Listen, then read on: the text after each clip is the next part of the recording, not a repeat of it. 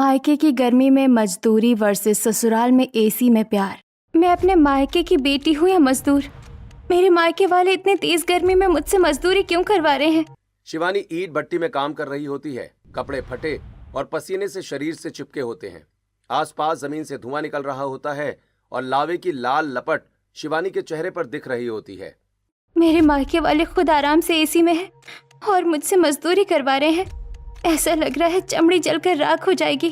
तभी मनीष हाथ में मोटा डंडा लेकर आता है और शिवानी की पीठ पर लगातार डंडे मारने लगता है। पापा पापा मत मारिए पापा, बहुत जोर से लग रही है। तुझे यहाँ मजदूरी के लिए बुलाया है ना, या दिन में ख्वाब देखने के लिए? तेरे हाथ रुके कैसे? हाँ, काम पूरा किए बिना हाथ रोके तो तेरी सांस रोक दूंगा। माफ कर दीजिए पापा, गलती हो गई। अब मैं फटाफट काम करूंगी। मैं कैमरे में सब देख रहा हूँ। अगर मजदूरी में तूने जरा सी भी काम चोरी की तो अगली बार गरम चिमटे से मारूंगा। इतना कहकर मनीष अपने आदमियों के साथ वापस चला जाता है। शिवानी तपती भट्टी में आंसू बहाते हुए काम करने लगती है। जब साहब ने तुम्हें मारा तो तुम जोरों से पापा पापा क्यों चिल्लाने लगी? आप लोग अपना काम कीजिए, वरना वो फिर आ जाएंगे। मैं यहाँ वर्षों से मजदूरी कर रहा हूँ। ये लड़की जब 12 साल की थी तब से इससे इसी भट्टी में मजदूरी करवाई जा रही है, और जो मालिक है ना, ये उसी की सगी बेटी है। क्या सगी बेटी है? सगी बेटी के साथ ये मजदूरों वाला व्यवहार ऐसे कैसे हो सकता है? इसी तरह कुछ दिन और बीते। एक शाम शिवानी मजदूरी करके आलीशान घर में लौटी है। अंदर कहाँ घुसी चली आ रही है? जल्दी जा, हमारे गाय भैंसों को नहलाकर पूरा खटाल साफ कर और फिर दूध निकाल कर लोगों के घर तक पहुँचा। और एक बात, समय पर लोगों तक दूध पहुँच जाना चाहिए। अगर हमारी ग्राहकी खराब हुई तो तेरी चमड़ी उखाड़ कर जूता बनाकर तेरे मुंह पर मारूंगी। इतना कहकर अश्विनी अपने एसी वाले कमरे में आकर बैठ जाती है। वहीं शिवानी गाय भैंसों का गोबर साफ कर रही होती है। मेरे मायके वाले मेरे साथ इतना जुल्म क्यों करते हैं? क्या मेरे घर वाले मुझे सिर्फ मजदूरी करने के लिए ही कहीं से लेकर आए हैं? यही सब सोचते हुए शिवानी गाय भैंसों को नहलाने लगती है। तभी अनोखी और प्रीति आती है और केले के छिलके शिवानी के पैरों के पास फेंक देती है, जिससे शिवानी फिसलकर गोबर में गिर जाती है। वो देख, शिवानी कहाँ खड़ी थी और कहाँ पहुँच गई, सीधा गोबर में। ये लोग मेरे सगे भाई बहन हैं, तो फिर ये लोग मुझे परेशान क्यों करते हैं? क्या कारण है इनका मुझे परेशान करने का? आखिरकार मैं भी तो इनकी बहन हूँ, या फिर कुछ और बात है? शिवानी किसी तरह उठकर खड़ी होती है, हाथ धोकर गाय का दूध निकालने बैठती है। तभी राहुल अश्विनी को लेकर आता है। यहाँ बहुत बदबू आती है, मुझे यहाँ क्यों लेकर आया? ओ देखो माँ, तुम्हारी लाडली बेटी वहाँ क्या कर रही है? वो पूरे गोबर में गिर गई थी, पर हाथ और कपड़े साफ किए बिना ही दूध दूह रही है। इसी वजह से कोई हमारा दूध लेना पसंद नहीं करता है। राहुल की बात सुनकर नाराज अश्विनी झाड़ू लेकर आती है और शिवानी को झाड़ू से मारने लगती है। क्या हो गया माँ? आप मुझे क्यों मार रही हैं? एक मिनट रुक तो जाइए, क्यों मार रही हो मुझे? मनहूस लड़की कलमुही, तेरे इन गोबर वाले हाथों का लोग दूध पियेंगे? तुझे मैंने क्या कहा था? समय पर दूध लोगों तक पहुंच जाना चाहिए। तो इतनी देर और तू अभी तक दूध ही निकाल रही है, ऊपर से गंदे हाथों से। अच्छे से दोबारा दूध निकाल और ग्राहकों से पैसे लेकर ही दूध देना। कोई महीने वाला सिस्टम नहीं चाहिए मुझे। शिवानी दोबारा हाथ धोकर गाय का दूध निकालती है और दूध को अलग अलग डिब्बों में भरकर लोगों के घर पहुंचाने लगती है। ऐसे ही शिवानी विमला के घर पहुंचती है। ये लीजिए आंटी, आपका 2 किलो दूध। धन्यवाद बेटी, तो रोज हमें दूध पहुंचा जाती हैं। शाम के 7 बजने वाले हैं, पर अभी तक तो काम ही कर रही हैं। आंटी, मेरे जीवन में यही है कि मैं मेहनत नहीं करूंगी तो 2 रोटी कैसे खाऊंगी? बेटी, तुझे मेहनत करने की क्या जरूरत है? किस मायके की तू बेटी है, वो चाहे तो तेरे लिए राजवाड़ी खरीद ले, पर उसके बावजूद तू मजदूरी करती है। आंटी, इसके पैसे दे दीजिए और अब से रोज पैसे लेकर ही दूध दूंगी। विमला पैसे देती है और पैसे लेकर शिवानी कांति के घर पहुंचती है। ये लीजिए कांति आंटी, आपका दूध। एक बात पूछूं बेटी, इतनी तेज गर्मी है, सब लोग हल्के कपड़े पहनकर शाम तक तैयार होकर अपने कमरों में आराम कर रहे हैं, और तू शाम के 7 बजे तक काम कर रही है। तेरी हालत कितनी खराब हो गई है। आंटी, ये हालत तो भगवान ने नहीं बनाई है, मेरे मायके वाले ही मेरी ऐसी हालत बना देते हैं। शिवानी बेटी, तू क्यों अपने मायके वालों की मजदूरी करती है? मुझे सब पता है। तू सुबह उठती है और पूरा दिन काम करती रहती है, तो कुछ कहती क्यों नहीं? आंटी, आप सही कह रही हैं। मेरे मायके वाले मुझसे मजदूरी करवाते हैं, पर मैं उनके खिलाफ नहीं जा सकती। आखिरकार वो मेरे मायके वाले हैं। ठीक है आंटी, मैं चलती हूँ। शिवानी पैसे लेकर दुखी होकर घर वापस लौट आती है। आ गई तू, ला दूध के पैसे दे। हाँ मम्मी, ये लो दूध के पैसे। मम्मी जरा देखो तो कितनी 2.5 गज की मुस्कान है इसके चेहरे पर। हो सकता है अपने किसी यार से मिलकर आ रही हो, इसीलिए इतनी लंबी मुस्कान है। नहीं नहीं, ये कैसी बात कर रहे हैं आप लोग? ऐसा कुछ भी नहीं है। अब अगर तुझे इतनी देर हुई तो तुझे छोड़ूंगी नहीं। अब जल्दी जा खाना बना। दिन भर की मजदूरी से थकी शिवानी किचन में आती है और सभी के लिए खाना बनाने लगती है। थोड़ी देर में शिवानी की आंखें झपकने लगती हैं और उसका हाथ तवे से जल जाता है। अरे मेरा हाथ जल गया। सुबह 4 बजे से उठी हुई हूँ, दिन भर इतना काम किया है, गर्मी में थकान से आंखें बंद हो जा रही है। मुंह धो लेती हूँ वरना खाना नहीं बना पाऊंगी। शिवानी ठंडे पानी से मुंह धोकर सभी के लिए खाना बनाती है। रात होती है, शिवानी सभी को खाना परोसती है। सभी खाना खाकर अपने एसी वाले कमरे में जाकर सो जाते हैं। वहीं शिवानी बदबू, गंदगी और मक्खियों के बीच गाय के चारे के पास सोती है। इसी तरह रात बीतती है और अगली सुबह होती है। मैं तो आराम से कमरे में सोता हूँ, पर दीदी को घर वाले गाय भैंसों के साथ सुलाते हैं। बेचारी दीदी को न जाने इतनी बदबू और मक्खियों के बीच कैसे नींद आती होगी। खिड़की से देखता हूँ दीदी उठी भी है या नहीं। विशाल खिड़की से बाहर तबेले की तरफ देखता है, जहाँ अनोखी, प्रीति और राहुल पटाखा लेकर आते हैं और भैंस के पास पटाखा फोड़ते हैं। आवाज से डरकर भैंस लात मारती है, जो सीधा शिवानी के पेट पर लगती है। हाय माँ, बहुत दर्द हो रहा है। माँ कितने तेज चोट लग गई है। आया मजा? और सुना है तुझे, तुम लोगों ने ऐसा क्यों किया? मेरे पेट में कितनी जोर से लात लगी है। ड्रामा करना बंद कर। सुबह के 4 बज गए हैं। खेत कब जाएगी और घर के लिए ताजी सब्जियां कब लेकर आएगी? जल्दी उठ। हाँ मैं जा रही हूँ खेत से सब्जियाँ लाने। शिवानी पेट पकड़कर खड़ी होती है और पैदल कई मील दूर अपनी सब्जियों के खेत में पहुंचती है। वहाँ कुछ पकी सब्जियां तोड़ती है और कुछ में पानी डालती है। कल रात 12 बजे सोई थी और सुबह 4 बजे भैंस की लात मारकर उठाया गया है। अभी भी बहुत दर्द हो रहा है। सुबह मुझे भैंस से लात मरवा कर उठवाया गया और फिर कई मील दूर खेत में सब्जियां लाने भेजा गया। सुबह 4 बजे निकली हूँ और अब 8 बज रहे हैं। जल्दी सब्जियां लेकर घर पहुँचती हूँ, वरना अगर 10 बज गए और खाना नहीं बना तो मुझे 1 हफ्ते खाना नहीं मिलेगा। शिवानी पसीने से लथपथ अपने घर की तरफ निकलती है और 10 बजे तक घर पहुंचकर फटाफट खाना बनाना शुरू करती है। मेरा नाश्ता कहाँ है? अभी तक मेरा नाश्ता क्यों नहीं तैयार हुआ? और मेरा नाश्ता कहाँ है? मुझे कॉलेज जाना है। मेरा चॉकलेट मिल्क शेक कहाँ है? पता है ना, मुझे सुबह सुबह चॉकलेट मिल्क शेक चाहिए होता है। हाँ हाँ, सभी का खाना तैयार हो गया है। मैं अभी डाइनिंग टेबल पर परोसती हूँ और मिल्क शेक भी तैयार है। ए लड़की, मेरे छोटे भाई से तू करके बात मत कर, उससे आप करके बात करेगी। समझ आ गया तुझे? हाँ ठीक है, आपका मिल्क शेक भी तैयार है, मैं अभी लेकर आती हूँ। शिवानी खाना परोसती है और विशाल को मिल्क शेक देती है और सभी नाश्ता करते हैं और अपने अपने काम पर चले जाते हैं। अरे नखूटी, यहाँ वहाँ नजरें क्या घुमा रही है? कुछ चोरी करके बेचने का इरादा है क्या? चल जल्दी पूरे घर में झाड़ू पोछा कर। शिवानी पूरे घर में पोछा लगाती है। तभी प्रीति गर्म चाय लेकर आती है और शिवानी की पीठ पर गिरा देती है। आय माँ, मेरा पूरा पेट जल गया। प्रीति, तुमने ऐसा क्यों किया? ये गरम चाय मेरे ऊपर क्यों फेंकी? मेरी बेटी की मर्जी, उसका मन किया उसने फेंक दिया, तो चुपचाप पोछा मार। राहुल गंदे जूते पहनकर आता है और शिवानी के आसपास घूमने लगता है। हे देखो मम्मी, इसने कैसे पोछा मारा है, चारों तरफ गंदगी फैली है। आप लोग क्यों मुझे इस तरह परेशान कर रहे हैं? आखिर मैं भी इस मायके की बेटी हूँ, कोई मजदूर नहीं हूँ। आप लोग दिन भर मुझसे मजदूरी करवाते हैं और अब इस तरह परेशान कर रहे हैं। कल मोही, तेरे जन्म लेते ही घर के बड़े बुजुर्गों का देहांत हो गया। तू डायन है, तू चुड़ैल है। हमारे घर के बड़े बुजुर्गों को खा गई और अब चाहती है हम तुझसे अच्छे से पेश आए। तुझे तो जूते से दाल खिलाएंगे, तभी उनकी आत्मा को शांति मिलेगी। उनकी मौत का कारण तू ही है। माँ, मैं आपकी बेटी हूँ, किसी की मौत का कारण नहीं हूँ। मेरे जन्म लेने से किसी का देहांत कैसे हो सकता है? इतनी हिम्मत हमसे जुबान लड़ाती है? अश्विनी शिवानी के बाल पकड़कर उसका सिर दीवार में मारने लगती है। शिवानी के सिर से खून निकलने लगता है। माँ, मुझसे गलती हो गई, मैं आज से कभी जवाब नहीं दूंगी। मेरा सिर मत मारो, बहुत दर्द हो रहा है। नहीं, तू जवाब देती रह, मैं तेरा सिर दीवार में मारती रहूंगी। तभी राहुल को मनीष का फोन आता है।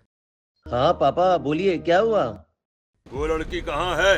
हाँ, उसे जल्दी हमारे कंस्ट्रक्शन साइट पर भेजो, यहाँ मजदूरों की जरूरत है। राहुल फोन काटकर मुस्कुराता है।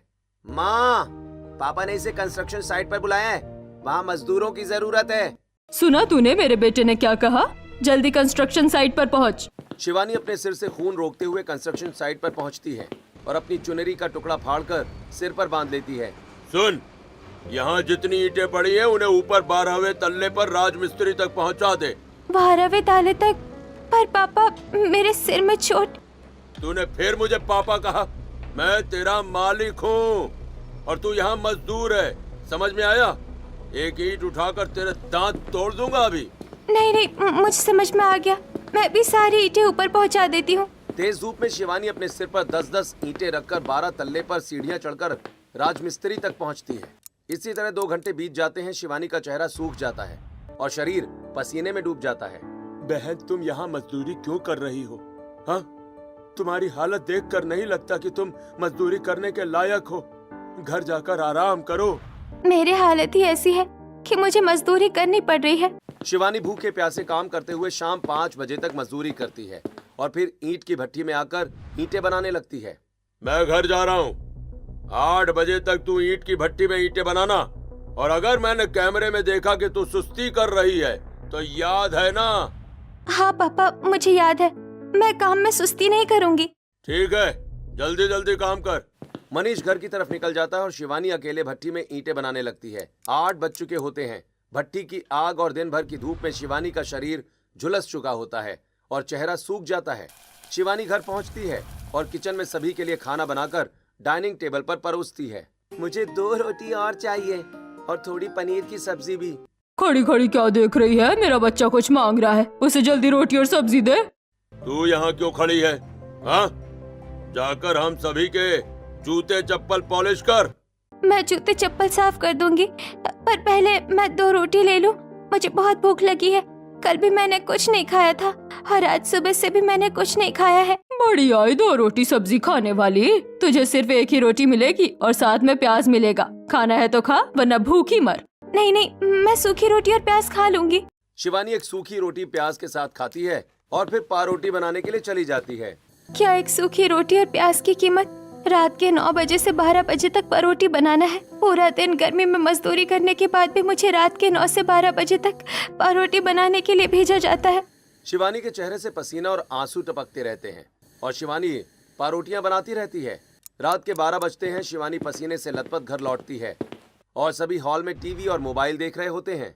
ए लड़की, तू यहाँ कहाँ चली आ रही है हमारे घर में? मम्मी, आज मैं सुबह 4 बजे से इस गर्मी में काम कर रही हूँ। बहुत थक गई हूँ। बस आज मुझे घर में सोने दो। तबेले में बहुत गर्मी और मच्छर है। अच्छा, तो तू एसी में सोना चाहती है? वहाँ देख, तेरे लिए क्या इंतजाम किया है। मम्मी, ये क्या किया तुमने?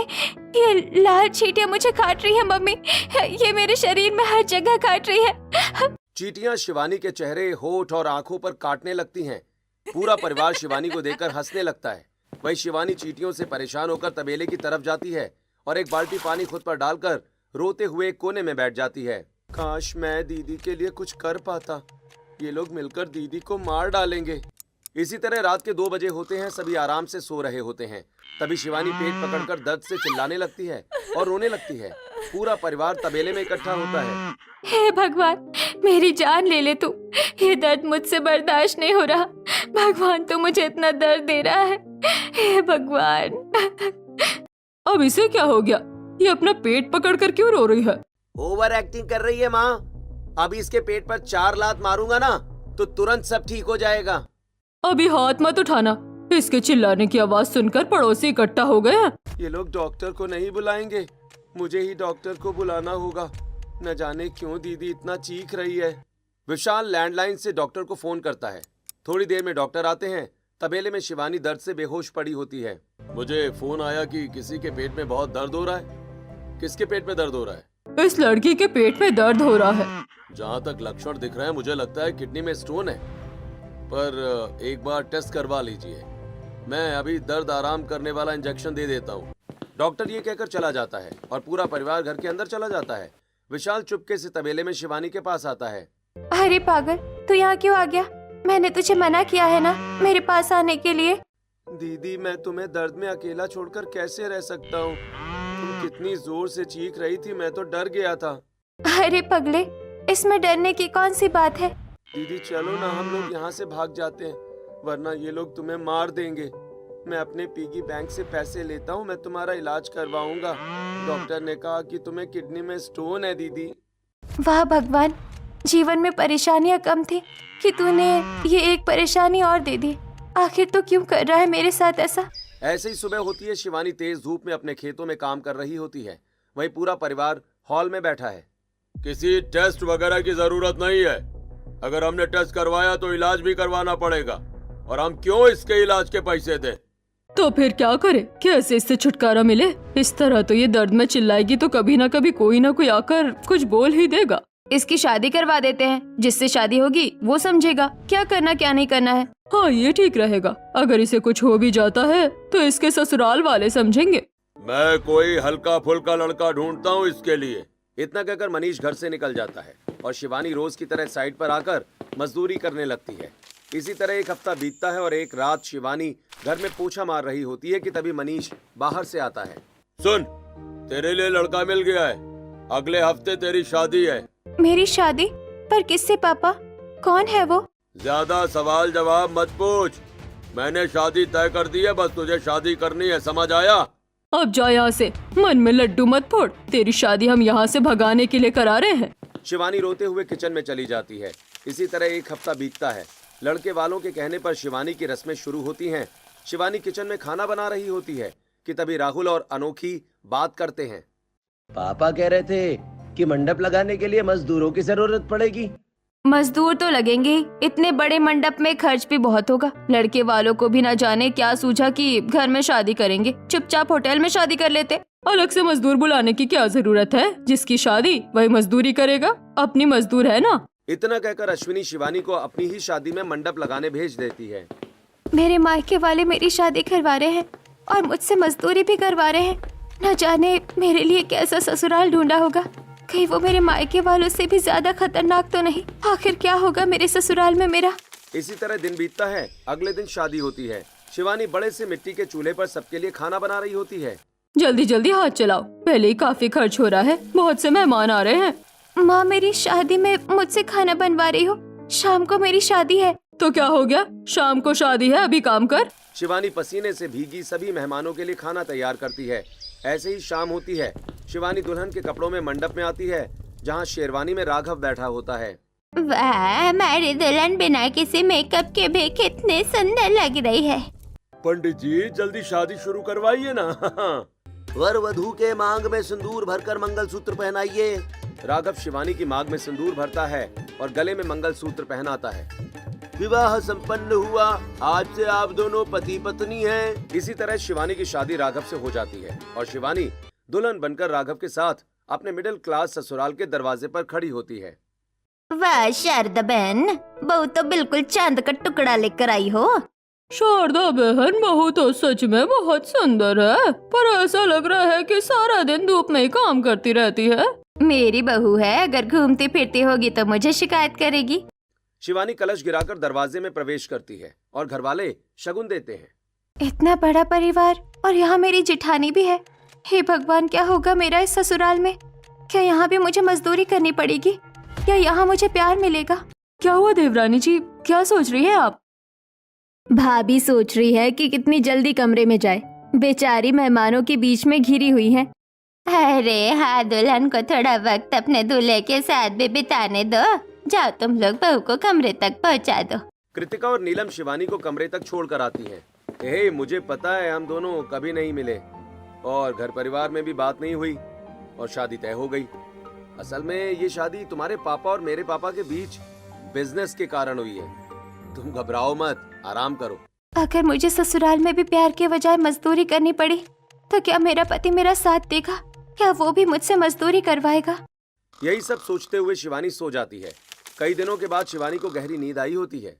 अगली सुबह 8 बजे शिवानी की आंख खुलती है। अरे, मेरे पति कमरे में नहीं है। हे भगवान, 8 बज गए। लगता है आज ससुराल के पहले दिन ही मार खाऊंगी। शिवानी फटाफट तैयार होकर हॉल में आती है। आ गई बहू तू। माफ कर दीजिए, मुझसे गलती हो गई। मैं अभी सारा घर साफ करके खाना बना देती हूँ। अरे इतना घबरा क्यों रही है? और कौन सी देरी हो गई उठने में? हम भी अभी ही उठे हैं। बहू, तूने खाना बनाने की क्या बात की? तुझे खाना नहीं बनाना है क्या? मुझे खाना नहीं बनाना है। तो फिर मुझे क्या काम करना है? अरे तुम्हें कोई काम नहीं करना है।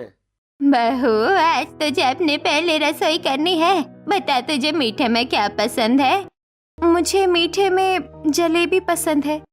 ठीक है, हम सभी तैयार होकर आते हैं। तब तक तू अपने पहले रसोई में जलेबियाँ बना ले। शिवानी रसोई में जलेबियां बनाने लगती है और पूरा परिवार तैयार होकर डाइनिंग टेबल पर बैठ जाता है। तभी शिवानी सभी को जलेबियां परोसती है। आप लोगों ने मुझसे खाना क्यों नहीं बनवाया?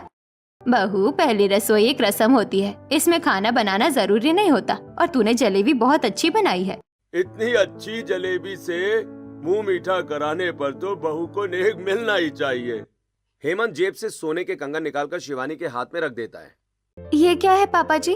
देख, तेरे मेरे साथ ससुराल की तरफ से तेरी पहली रसोई का नेक। हम तेरे मायके की तरह अमीर तो नहीं है बेटा, तो बस तेरे लिए यही लेकर आ पाया। शिवानी हेमंत का दिया नेक रख लेती है। इसी तरह शिवानी की पहली रसोई की रस्म पूरी होती है और अगले दिन मीनाक्षी शिवानी के कमरे में आती है। बहू, आज शाम तेरी मुंह दिखाई है, अच्छे से तैयार हो जाना। मैं बस यही बताने आई थी। मीनाक्षी चली जाती है और शिवानी सोच में पड़ जाती है। मेरी शादी में मुझे काम करना पड़ा था, इसका मतलब मेरी मुंह दिखाई के काम भी मुझे ही करने होंगे। पहले हॉल साफ कर लेती हूँ, फिर मेहमानों के लिए खाना बनाऊंगी। शिवानी झाड़ू पोछा लेकर हॉल में आती है और सफाई करने लगती है। देवरानी जी, क्या कर रही हैं आप? भाभी, हॉल तो मैंने सुबह ही साफ कर दिया था, आप क्यों कर रही हैं? मेहमान आ रहे हैं ना, तो उनके लिए साफ सफाई कर रही हूँ और फिर मैं खाना भी बना दूंगी। कैसी बातें कर रही हो शिवानी, ये सब तुम्हें करने की जरूरत नहीं है। तुम्हारी मुंह दिखाई है यार, तुम ही काम करोगी, पागल हो क्या? बहू, छोड़ो ये सब। पहले ये बताओ, मुंह दिखाई में क्या पहनोगी? मेरे मायके से तो मुझे कुछ मिला ही नहीं है, अब क्या बताऊं। गृह प्रवेश के वक्त आपने जो साड़ियाँ दी थी वही पहन लूंगी। नहीं नहीं भाभी, वो पुरानी साड़ी कौन पहनता है? चल मेरे साथ, मैं तुझे एक अच्छी सी ड्रेस दिलाती हूँ। मीनाक्षी, नीलम और कृतिका शिवानी को लेकर एक डिजाइनर लहंगे के शोरूम में आती हैं। बताइए मैम, कैसा लहंगा चाहिए आपको? मैम, कुछ अच्छा सा दिखाइए हमारी भाभी के लिए। मैम, इन पर ये मर्मेड फिश का ड्रेस बहुत अच्छी लगेगी, आप ये ले लीजिए। ये तो बहुत महंगी लग रही है, कितने की है ये? मैम, सिर्फ 25,000। ठीक है, इसे पैक कर दीजिए। मेरे मायके में मुझे फटे पुराने कपड़े दिए जाते थे और आज मेरी सास मेरे लिए 25,000 की ड्रेस खरीद रही है। शाम होती है। शिवानी मुंह दिखाई की ड्रेस पहनकर मेहमानों के बीच बैठी होती है। वाह, कितनी सुंदर बहू है, और इसकी ड्रेस भी कितनी अच्छी है। मेरी बहू है, सुंदर तो होगी ही। और आप लोग ही देखते रहेंगे क्या? मुझे भी देखने दीजिए, मैं भी मुंह दिखाई में आई हूँ। सभी मेहमान शिवानी की मुंह दिखाई करते हैं और रस्म पूरी होती है। कुछ दिन बीतते हैं। शिवानी अपने ससुराल वालों को समझने लगती है। इसी तरह एक दिन शिवानी अपने कमरे में आती है जहाँ मीनाक्षी एसी लगवा रही होती है। मम्मी जी, आप मेरे कमरे में एसी क्यों लगवा रही हैं? बहू, गर्मी बहुत बढ़ गई है ना, इसीलिए मैं तेरे कमरे में एसी लगवा रही हूँ। पर मम्मी जी, घर में और किसी के कमरे में एसी नहीं लगा हुआ है। आप ये एसी सिर्फ मेरे कमरे में क्यों लगवा रही हैं? इसे हॉल में लगा दीजिए। नहीं बहू, तूने पूरे घर की जिम्मेदारी संभाल ली है, ना मुझे कोई काम करने देती है, ना अपनी जेठानी की कोई मदद लेती है। उस पर भी अगर तुझे चैन की नींद ना मिले तो नाइंसाफी नहीं होगी क्या तेरे साथ? मीनाक्षी की बातें सुनते ही शिवानी की आंखें भर आती हैं और शिवानी अपने पुराने दिन याद करती है।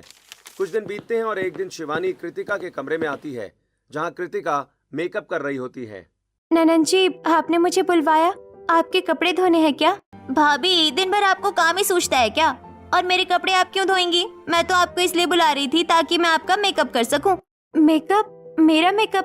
पर किस लिए? क्योंकि मैं अपने दोस्तों के साथ पार्टी करने जा रही हूँ और आप भी मेरे साथ चलिएगा। आप जल्दी से यहाँ बैठिए। कृतिका शिवानी का मेकअप करती है और फिर शिवानी को डिजाइनर ड्रेस पहनाती है। ननन जी, आपने मुझे ये ड्रेस क्यों पहनाई है? कोई देखेगा तो डांटेगा। अरे भाभी, कोई नहीं डांटेगा, क्लब में तो ऐसे ही कपड़े पहनकर जाते हैं। चलिए जल्दी। कृतिका और शिवानी कमरे से बाहर आती हैं। कहाँ जा रही हो तुम दोनों? मैं और भाभी अपने दोस्तों के साथ पार्टी करने जा रहे हैं। अरे तुम मुझे बताना चाहिए था ना। राघव नहीं है तो क्या हुआ, मैं तुम्हें गाड़ी से पहुंचा देता हूँ। नीरज गाड़ी से कृतिका और शिवानी को क्लब पहुंचाता है जहाँ कृतिका शिवानी को अपने दोस्तों से मिलवाती है। सभी डांस कर रहे होते हैं। गाइस, ये मेरी भाभी है, मैंने तुम लोगों को बताया ही है। कम ऑन भाभी, आप खड़ी क्यों है? डांस कीजिए हमारे साथ। मेरी ननद कितनी अच्छी है और एक मेरी बहनें थी जो मुझे अपने साथ कहीं लेकर नहीं जाती थी और अपने खराब एक्सपायर कॉस्मेटिक प्रोडक्ट मुझे लगा देती थी। जिससे मेरा चेहरा खराब हो जाता था, पर मेरी ननद ने अपने हाथों से मेरा मेकअप किया और मुझे अपने दोस्तों से मिलवाने भी लेकर आई। शिवानी कृतिका की सहेलियों से घुल मिल जाती है और कृतिका शिवानी खूब डांस करती हैं। इसी तरह हंसी खुशी के साथ 1 साल बीत जाता है और सुबह सुबह पूरा परिवार हाथ में तोहफे लेकर शिवानी के कमरे में आता है। अरे आप सब लोग यहाँ? हाँ, इतनी सुबह आप लोग? अभी तो हम उठे भी नहीं हैं। हैप्पी एनिवर्सरी टू माय पोता बहू एंड पोता। भैया भाभी, हम आप दोनों को सुबह सुबह विश करने आए हैं। बहू, ये तेरी एनिवर्सरी का तोहफा। बहू, ये मेरी तरफ से। हेमंत और मीनाक्षी शिवानी को साड़ी और नेकलेस देते हैं। वहीं नीलम और कृतिका शिवानी को एक लिफाफा देते हैं। ये लिफाफा क्या है? ये आप दोनों के शाम तक के घूमने की टिकट्स हैं। मूवी, बोटिंग, लंच सब कुछ हमने प्लान कर लिया है। आप लोग बस तैयार हो जाइए और घर से निकल जाइए। मेरे मायके में जब फंक्शन होता था तब मुझे कोलू के बेल की तरह काम कराया जाता था, और आज मेरी एनिवर्सरी पर मेरे ससुराल वाले मुझे बाहर घूमने भेज रहे हैं। शिवानी और राघव तैयार होते हैं और एसी वाली गाड़ी में बैठकर 1 डे ट्रिप पर निकलते हैं और पहाड़ों पर पहुंचते हैं। कितना सुंदर नजारा है, चारों तरफ पहाड़, नीचे खाई में बहती नदी। ये तो मेरी जिंदगी का बेस्ट मोमेंट है। और तुम्हें इतना खुश देखना मेरी जिंदगी का बेस्ट मोमेंट है। फिर राघव और शिवानी साथ में रफ बोटिंग करते हैं और फोटो खिंचवाते हैं और फिर दोपहर में लंच करते हैं। शिवानी, मैंने भी तुम्हारे लिए गिफ्ट लिया है। गिफ्ट? मेरे लिए? राघव शिवानी को सोने का मंगलसूत्र गिफ्ट करता है। राघव और शिवानी गले मिलते हैं और शाम को मूवी देखकर लॉन्ग ड्राइव करते हुए घर लौट आते हैं। सामने एनिवर्सरी का बोर्ड लगा होता है, पूरा घर सजा होता है और मेहमानों की भीड़ होती है। हैप्पी एनिवर्सरी भैया एंड भाभी। बहू, वहाँ खड़ी हैरान क्या हो रही है? देख, यहाँ सभी तेरे केक काटने का इंतजार कर रहे हैं। जल्दी केक काट। हे शिवानी, चलो केक काटते हैं। शिवानी और राघव केक काटते हैं। सभी मेहमान खाना खाते हैं और तोहफे देकर चले जाते हैं। आज मैं बहुत खुश हूँ और ना जाने ये बात मैं सुबह से कितनी बार कह चुकी हूँ। थू थू थू थू थू, किसी की नजर ना लगे। सभी अपने कमरे की तरफ जाते हैं। तभी शिवानी के पेट में तेज दर्द होता है और शिवानी जमीन पर गिरकर बेहोश हो जाती है। पूरा परिवार शिवानी को हॉस्पिटल में एडमिट करवाता है। डॉक्टर, क्या हुआ है हमारी बहू को? भाई, मैंने पहले ही इनके मायके वालों को बताया था कि इन्हें किडनी स्टोन है, पर ये लोग दोबारा मेरे पास आए ही नहीं। अब हमें तुरंत ऑपरेशन करना होगा और ऑपरेशन में 5 लाख रुपए लगेंगे। 5 लाख रुपए? हम मिडिल क्लास 5 लाख कहाँ से लाएंगे? देवरानी जी के मायके वाले तो काफी अमीर हैं, उनसे ले लेते हैं। हेमंत मनीष को फोन करता है। अरे समधी जी, शिवानी बहू को किडनी स्टोन है। आप जल्दी से 5 लाख भिजवा दीजिए और मैं धीरे धीरे वापस कर दूंगा। कोई पैसे नहीं है मेरे पास। तुम्हारी बहू है, तुम समझो। उन्होंने पैसे देने से मना कर दिया? मेरी माँ के दिए हुए गहने हैं, वो 2.5 लाख रुपए तक बिक जाएंगे। और मेरी एफडी भी है। डॉक्टर, हम 2.5 लाख रुपए जमा करवाते हैं। आप ऑपरेशन शुरू कीजिए, बाकी के पैसे हम कल सुबह जमा करवा देंगे। मीनाक्षी और राघव आधी रात सोनार के पास गहने गिरवी रखते हैं और हॉस्पिटल में 2.5 लाख रुपए जमा कराते हैं। अगले दिन हेमंत अपनी एफडी तोड़वाकर ऑपरेशन की पूरी फीस भरता है और शिवानी ठीक होकर घर लौट आती है। देवरानी, सच बताइए, आपके मायके वाले ने पैसे देने से मना क्यों कर दिया? अब इन्हें क्या बताऊं कि मेरे मायके वाले मुझे 5 रुपए नहीं दे सकते, जबकि मेरे ससुराल वालों ने अपने गहने और एफडी से मेरी जान बचाई है। वहीं दूसरी तरफ प्रीति राहुल अपने दोस्तों के साथ कमरे में नशे में पार्टी कर रहे होते हैं। तभी चुपके से विशाल आता है। इन लोगों ने मेरी दीदी से मजदूरी करवाई है और उनके ऑपरेशन के लिए पैसे भी नहीं दिए। अब मैं इन्हें बताता हूँ। विशाल प्रीति के फोन से शिवानी को प्रताड़ित करने की वीडियो लेकर शिवानी के ससुराल वालों को भेज देता है। ये देखिए, शिवानी को उसके मायके में किस तरह परेशान किया जाता था। शिवानी रोते हुए सारी सच्चाई अपने ससुराल वालों को बता देती है। बहू, तुम्हारे मायके वालों को सजा जरूर मिलेगी। शिवानी के ससुराल वाले शिवानी के मायके वालों पर केस करते हैं, जहां विशाल गवाही देता है और राघव कोर्ट में वीडियो पेश करता है। कोर्ट शिवानी के मायके वालों को उत्पीड़न के केस में 10 साल की सजा सुनाती है और मायके वालों का सारा बिजनेस शिवानी के नाम कर दिया जाता है। मुझे मायके की गर्मी में मजदूरी और ससुराल में एसी वाला प्यार मिला है और मैं अपने मायके वालों के बिजनेस से एक कैंप चलवाऊंगी, जहां मेरे मायके वालों की तरह रूढ़िवादी सोच रखने वालों को शिक्षित किया जाएगा।